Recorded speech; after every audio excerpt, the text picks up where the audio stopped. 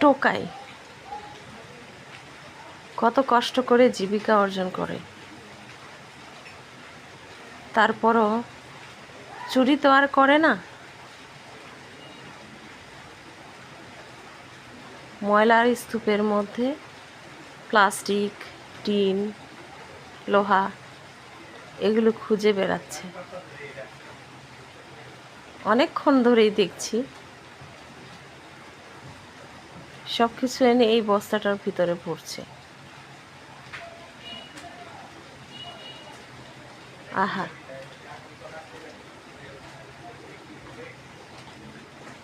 কি জীবন! সবারই কিছু না কিছু করে খেতে হয়।